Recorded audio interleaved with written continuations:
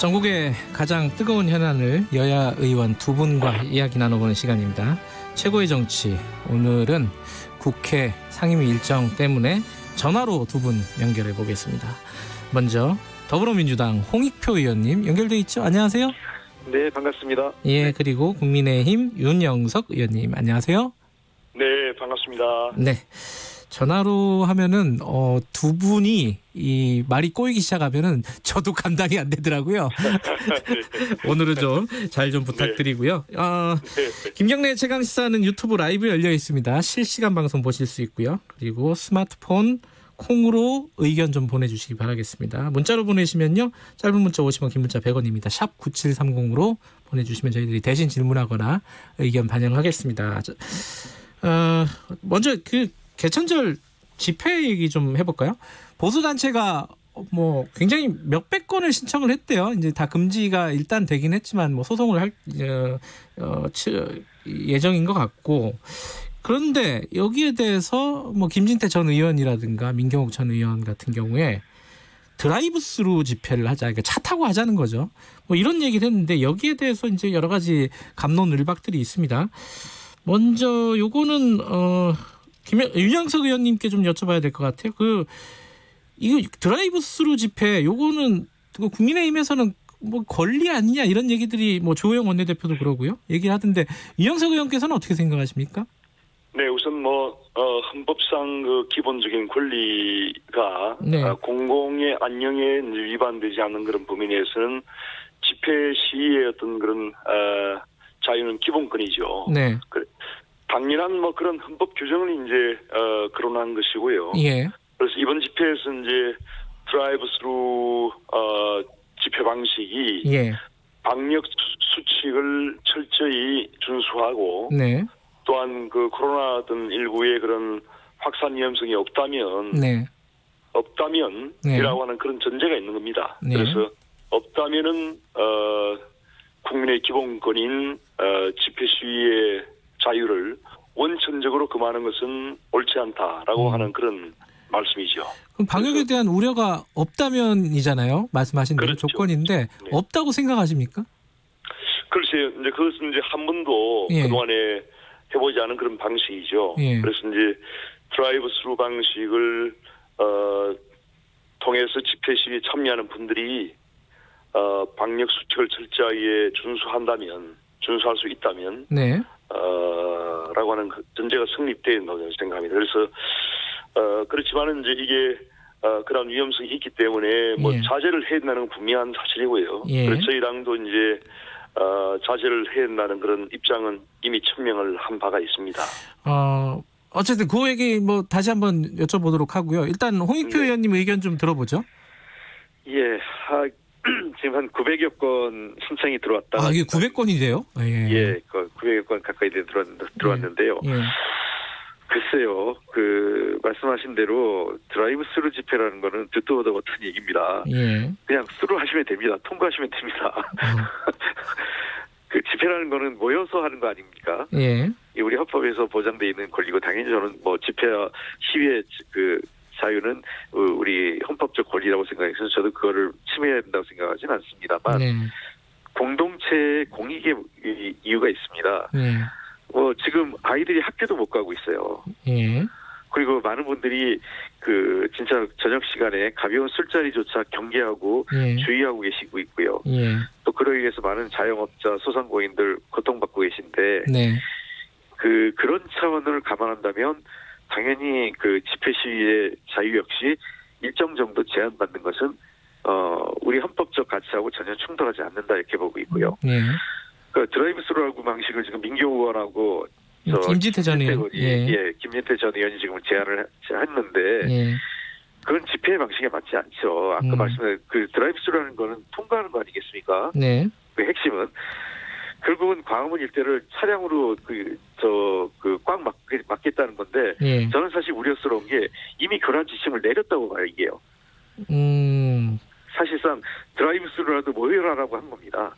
만약에 그 공간을 경찰이 통제해서 모이지 못하게 하면 차량을 갖고 와서라도 광화문 일대를 점거하자는 거거든요. 이거는 우리가 통상 자유를 허용한다 하더라도 도로를 점거하지 않게 않습니다. 그건 불법입니다. 이미.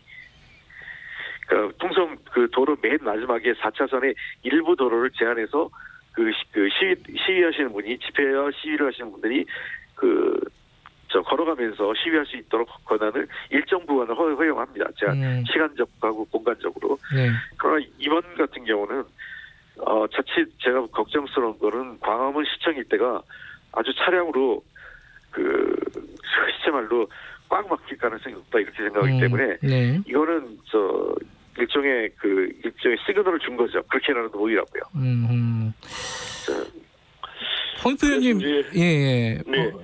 지난 8.15 집회나 이번 윤영석 의원님, 예. 집회의 본질적인 목적은 현재 문재인 정부의 여러 가지 어떤 독주와 네. 오만한 국정 운영에 대해서 이제 국민들이 반대 의사를 표명하기 위해서 집회를 하는 것 아니겠습니까? 예. 그러한 현 정부에 대한 반대 의사를 표출하는 것에 대해서는 최대한 보장을 해줘야 돼요. 하지만 이제 코로나19라고 하는 이 특수한 상황 속에서 결국은 정부가 이제 그것을 빌미로 해서 자꾸 이제 이것을 원천적으로 금지를 하려고 하다 보니까 지금 문제가 발생하는 겁니다. 그래서 참 아이러니한 것이 현 정부 인사들이야말로 평생 어떤 집회와 시위를 통해서 정권을 잡은 운동권 정권 아닙니까? 네. 이 운동권 정권이 국민들의 그러한 반정부 의사를 표출하는 것을 원천적으로 금지하려고 하는 이런 시도가 상당히 저는 아이러니하게 생각이 들고요. 그래서 현재 이런 방역 수칙을 철저하게 준수하고 코로나 확산의 위험이 없다면은 그러한 헌법상의 기본권은 보장을 해야 된다고 생각을 합니다. 자, 홍익표 의원님. 예. 문재인 대통령이 평생을 인권 변호사로 사셨습니다. 예. 집회 시위의 자유 누구보다 제일 헌법적 권리라고 잘 알고 계십니다. 네. 오죽하면 그러셨겠어요. 오죽하면. 예. 제가 아까도 말씀드렸지만 저도 중학생 아이가 있지만 학교도 못 가고 있습니다. 제대로. 예. 이러한 상황에 대한 고려가 너무 없다는 거예요. 지금 저는 윤영석 의원님이나 지금 국민의힘 당이 이러한 애매한 태도, 이걸 하지 말라라고 분명하게 얘기해야 되는데 이런 애매한 태도가 또다시 광화문 일대의 무분별한 불법 집회를 조장하고 있다 저는 생각을 해요. 저는 매우 심각한 상황이고 이미 제가 지난번에 그랬지만 정광훈 목사와 관계를 끊으라고 얘기한 거는 정광훈 개인이 아닙니다. 그러한 불법 시위를 하는 그런 집단과 관계를 끊으라고 얘기한 건데 지금 여전히 국민의힘 당 의원들이나 국민의힘 당 주호영 대표를 포함해서 여러분들이 애매하게 이분들하고 관계를 하다 보면 저는 이번에도 상당한 혼란을 야기할 것으로 보고요. 이게 과연 국민들이 이것을 정상적으로 봐줄 거냐? 저는 국민의힘 당이 왜 이렇게 그분들에 집착하는지 모르겠어요. 태극기 세력에. 자, 그러면 이제 애매하다는 게 지금 홍익표 의원님 얘기고 지금 경찰은 일단은 허용하지 않았습니다. 물론 소송으로 갈 수도 있겠지만은. 그러면 윤영석 의원님 이게 이제 애매한 태도를 취하지 말고 좀 명확하게 얘기해 달라. 하라면 하고 말라면 말고 이런 얘기 이게 아니겠어요? 지금 홍익표 의원님은 얘기는 좀 명확하게 말씀하시면 어떻습니까 이건? 그러니까 홍익표 의원님이나 민주당 의원들 입장에서는 반정부 시위를 원천적으로 싫어하는 것이죠. 그렇기 때문에 이제 반정부 시위나 집회가 일체 없었으면 좋겠다는 그런 인식에서 이런 말씀을 자꾸 하시는 겁니다. 그래서 정광훈 목사와 지금 국민의힘은 전혀 관계가 없습니다. 그런 자꾸 이제 그것을 결부시키는 것은 결국은 이제 일종의 경강부회를 통해서 이제 국민의힘의 안 좋은 이미지를 씌우려는 그런 이제 의도죠. 그리고 저희가 지금 저도 말씀드렸지만은 공공의 안녕을 해치지 않는 범위 내에서는 집회와 시위의 자유가 보장되어야 하는 겁니다. 그런 헌법상의 권리를 말씀드리는 것이 어떻게 애매한 태도입니까? 명확한 태도고요. 그러니까 다시 한번 강조하지만은 코로나19의 확산을 방지하기 위해서 자제를 분명히 해야 됩니다. 하지만은 그러한 방역 수칙을 철저하게 준수하고 공공의 안녕을 해치지 않는 범위 내에서라면은 그러한 권리를 원천적으로 금지해서는 안 된다라고 하는 그런 분명한 입장을 말씀드립니다. 홍익표 의원님. 오해가 있으신데요. 이게 만약에 물론 최종적으로 법원 판결을 봐야 되겠습니다만 법원이 불법 시위라고 해도 지금 국민의힘이 이런 애매한 태도를 취한다면 아마 그날 모이실 거예요. 그분들은. 네. 또 이미 그 김진태 전 의원을 포함해서 지령을 내린 겁니다. 예. 그럼 자동차를 통해서 모여서 광화문 시청 일대가 꽉 막힌다면 예. 그것이 도대체 공공의 안녕, 그다음에 공익적 목적과 뭐가 부합하는지 모르겠어요. 그러면 윤영석 의원님, 만약에 홍익표 의원님 얘기가 법원에서 집회 금지를 계속 인정하는 어떤 판단이 나오면은 그때는 하지 말아라 이렇게 얘기를 하실 건가요? 어떻습니까? 법원이야말로 이제 예. 헌법과 법률에 의해서 이제 판단을 하는 그런 기관 아니겠습니까? 예. 그래서 이제 지금 경찰은 이번 집회를 아예 금지하도록 금지하는 그런 행정명령을 발동한 상태고요. 예. 그것을 이제 집회를 주최하는 측에서 그러한 행정적인 금지 명령을 정지해달라고 하는 그런 소송을 지금 제기를 할 것으로 예상이 되는데 네. 법원에서 이제 그것은 법적인 판단을 할 사항이고 네. 사실 저희 당의 입장에서는 이 집회에 참여하라 마라 지금 전혀 그런 입장이 아닙니다. 오히려 이제 자제해달라고 이제 국민들께 말씀을 드린 그런 상황이고요. 드라이브스루 집회도 자제하라는 뜻인가요? 그런 계획은 전혀 없습니다. 이영석 의원님, 드라이브스루 집회도 자제해라 이런 말씀이신 건가요? 그러면? 그러니까 드라이브스루 집회라는 것이 예. 방역 수칙을 철저하게 준수할 수 있다면 그것을 어떤 권리로 누가 그것을 금지를 하겠습니까? 네. 그렇지 않습니까?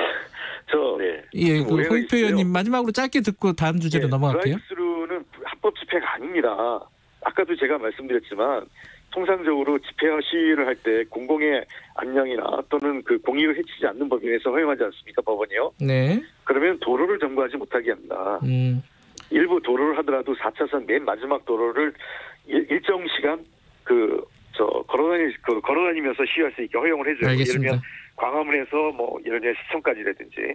그런데 그 경우에는 지금 드라이브스루라고 하면 광화문 시청 일대를 그냥 차량으로 점거하겠다는 거거든요. 네. 그러면 서울 시민의 공익은 어떻게 되는 겁니까? 예. 그런 경우에는 이제 도로교통법이라든지 그런 법규에 의해서 경찰이 어떤 알겠습니다. 그런 진행을 법에 따라서 철저하게 해야죠. 이 얘기 계속 이제 지금 같은 얘기가 반복이 되고 있으니까 여기까지 들으면은 청취자분들이 이해를 하실 것 같고요. 자기가 한마디로 드라이브스루는 불법입니다. 알겠습니다. 알겠고요. 이게 법원의 판단을 일단 좀 지켜보고요. 이제 국민의힘도 좀 입장을 좀 명확히 해달라 이게 이제 민주당의 요구인데 헌법적 가치를 지키는 것이 명확한 거 아니냐 이런 취지로 답변을 하신 겁니다. 다음 얘기는 공정경제 3법 얘기를 좀 할게요. 이게 이제 민주당 어쨌든 정부에서 이게 내놓은 건데 지금 김종인 대표는 김종인 위원장은 긍정적으로 얘기를 했단 말이에요. 근데 안철수 대표는 국민의당 대표요. 안철수 국민의당 대표는 이게 좀 방향 설정이 잘못됐다 애초에. 이렇게 얘기를 하고 있습니다. 이게 기업 지배구조부터 이렇게 변화시키는 게 무슨 의미가 있느냐 이런 취지인데 아까 이태규 의원도 그런 얘기를 했고요. 이거는 홍익표 의원님 말씀 좀 들어볼게요. 일단 안철수 대표의 시각에 대해서는 어떻게 생각하시는지 이걸 좀 들어보고 싶네요. 그건 제가 말씀드릴 건 아니고 이미 김종인 위원장이 정리를 하신 것 같아요. 아, 그래요? 시장경제 모르는다 이렇게 얘기하셨지 않습니까? 시장경제라는 것이 그냥 자유방임 경제는 아닙니다. 예. 안철수 대표가 지금 시장경제 이해를 잘 못하신 건데요. 예.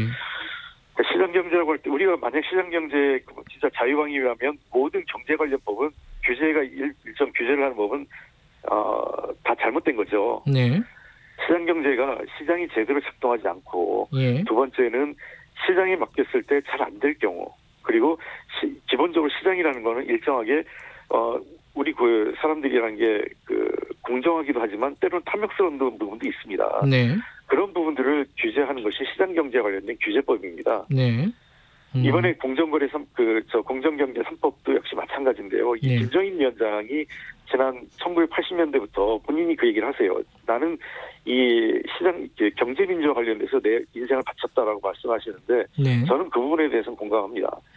사실은 지난 2012년 당시 새누리당이었죠. 네. 그때 박근혜 대표를 대선 후보로 만들 과정에서도 경제 민주화를 위해서 헌신하고자 했는데 버림받았죠. 네. 대선되고 대통령이 되고 나서.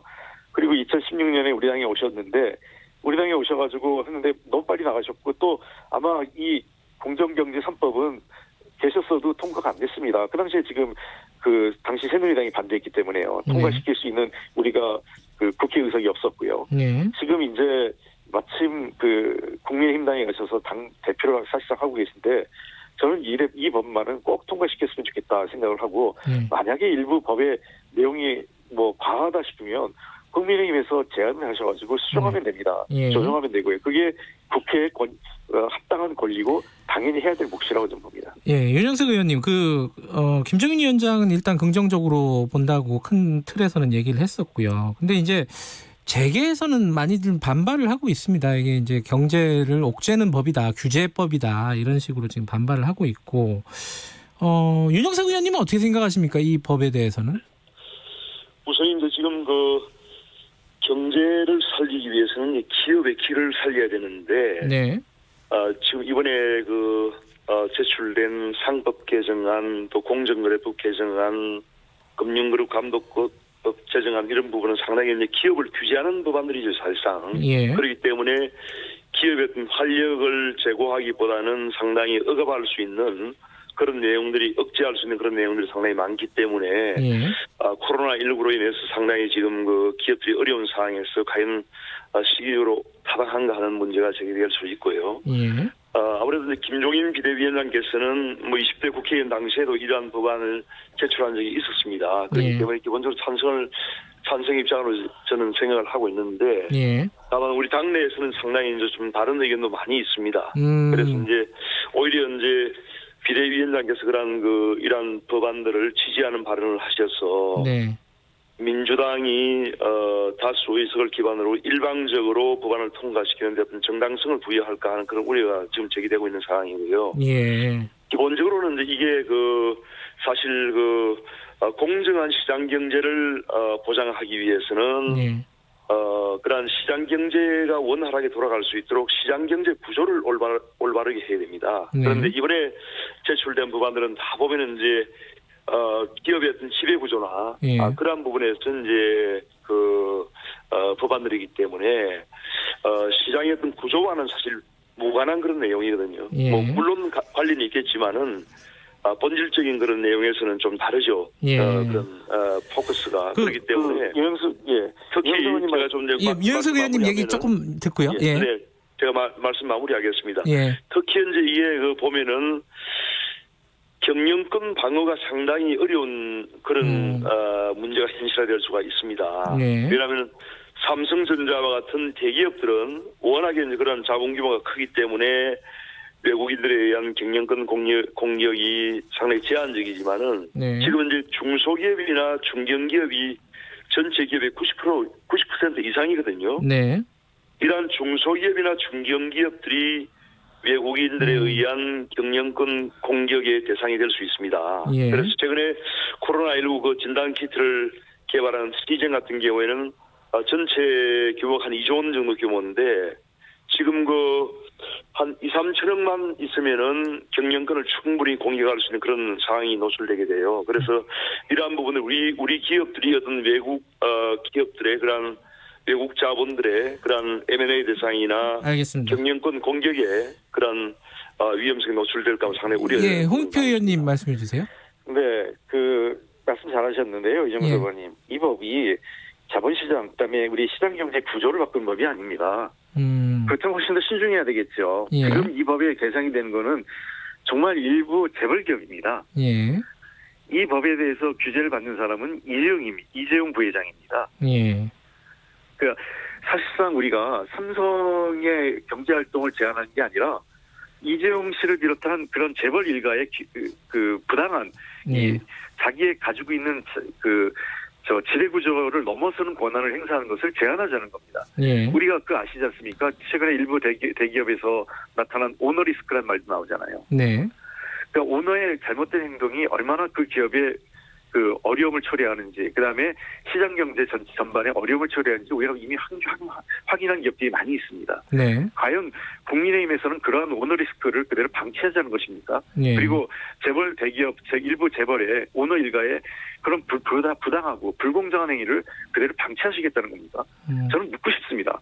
저는 이 법이 시장 경제를 규제하는 게 아니라 재벌 일가의 부당한 행위를 규제하는 법입니다. 예, 예. 그렇기 때문에 이 법에 대해서 만약 물론 이 법 중에 일부는 제가 보기에도 조금 과한 부분도 있습니다. 일부에서는요. 예. 그런 부분은 국회에서 논의하면서 바꿔서 규정을 일부 완화하거나 조정할 수 있겠지만 예. 전체적으로 이 법이 통과되거나 이 법을 만드는 거에 대해서는 국민의힘도 공정경제 얘기하고 시장경제 그 정상적인 그 작동을 얘기하신다면 당연히 함께 해주셔야 된다고 생각합니다. 알겠습니다. 그 하나씩 좀 제가 윤영석 의원님 말씀 짧게 듣고요. 국민의힘에서도 대기업이나 어떤 재벌의 어떤 그런 불공정 행위를 규제해야 된다는 것은 인식을 똑같이 하고 있습니다. 하지만 이번 시켜주셔야죠. 이번 그 기업 규제 3법의 내용을 보면은 잠시만요. 예.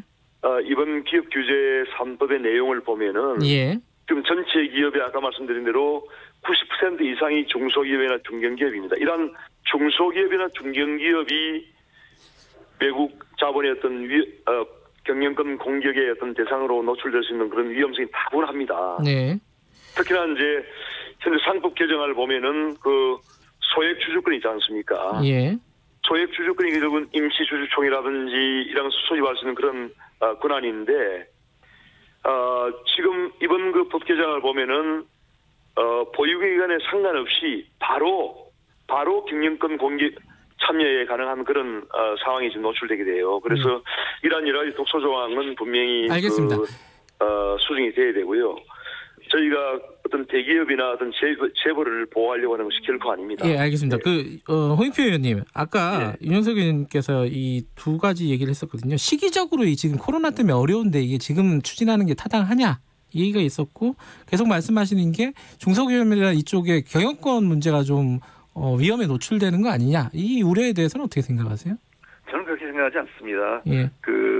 당연히 우리가 이 어려운 경제를 극복하는 과정에서 예. 여러 기업들의 활력을 높여야 되는 건 맞지만 이게 기업 활력과 관련이 있지 않습니다. 예. 삼성이 무너지는 게 아니라 소위 오너 이재용 일가가 이 법에 대해서 불편해할 뿐입니다. 삼성이 불편해하지 않습니다. 자꾸 지금 권력의 힘과 일부 보수 언론이 이 문제를 호도하고 있는 거예요. 우리 경제를 어렵게 하는 게 아니라 오너의 자기들의 마음대로 하는 것들을 제한할 뿐이라는 겁니다. 예. 그러니까 이것이 결코 우리 경제의 어떤 활력을 막지 않는다. 이렇게 좀 말씀드리고 알겠습니다. 싶고요. 예. 그러고요. 윤영석 의원님, 아까 그 시장 경제하고 뭐 지배 구조 개선 뭐 이쪽 부분을 말씀하셨는데 이제 지금 법안은 3법은 지배 개조 우선 쪽으로 이제 지배 구조 개선 쪽으로 초점이 맞춰져 있어서 이 법이 좀 문제가 있다는 취지로 말씀하셨잖아요. 이게 이제 아니요. 그런 문제가 있다는 것이 아니고요. 예. 결국은 이제 우리 대한민국의 그 중소기업이나 중견기업들이 경영권을 잘 방어하면서 자신들의 어떤 이 사업을 성장시키고 발전시켜 나가야 되는데 그러한 부분에서 어떤 외국 자본의 어떤 먹잇감이 될 수 있는 그런 위험 요소 상당히 많은 법안들이다라고 하는 말씀드린 것이고요.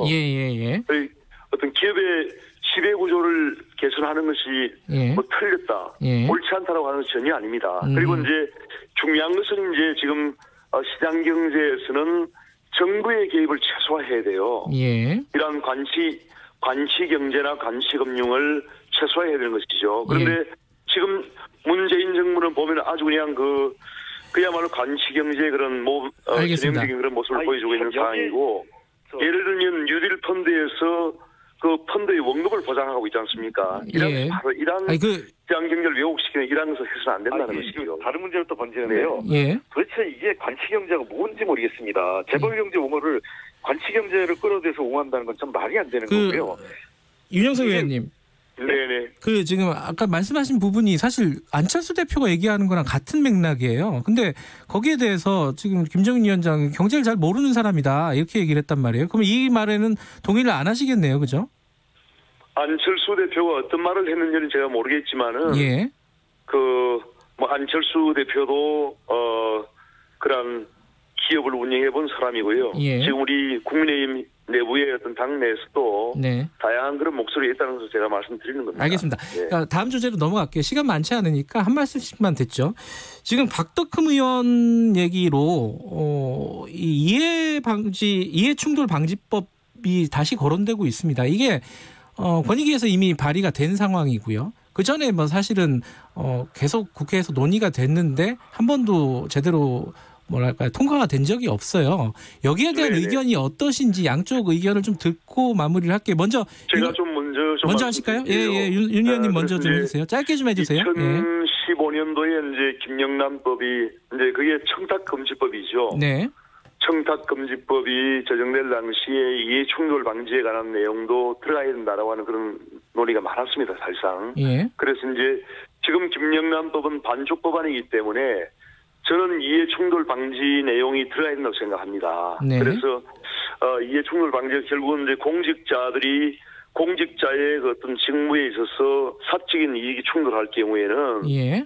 그러한 사적인 이익을 배제를 해야 된다는 그런 내용이거든요. 예. 그래서 이러한 내용은 반드시 이번에 그 법안이 저는 만들어야 된다고 생각하고요. 예.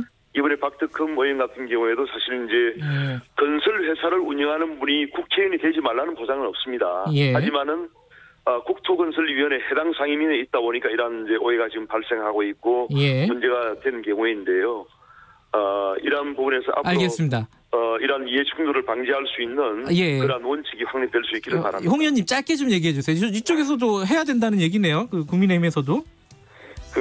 약간 말씀하셨는데 좀 이해가 안 되는 오해라고 얘기하는 거는 박덕흠 의원도 오해가 아니죠. 이건 이해충돌방지법은 반드시 법안 통과돼야 된다고 생각합니다. 이번 기회에. 근데 다만 여러 가지 어려움은 있습니다. 예. 그 어려움을 국회에서 입법 과정에서 논의를 해서 반드시 이번 국회에 통과시키는 게 국민의힘당에서 하시겠다면 좀 꼭 할 수 있다고 봅니다. 알겠습니다. 최고의 정치 여기까지 할게요. 두 분 고맙습니다.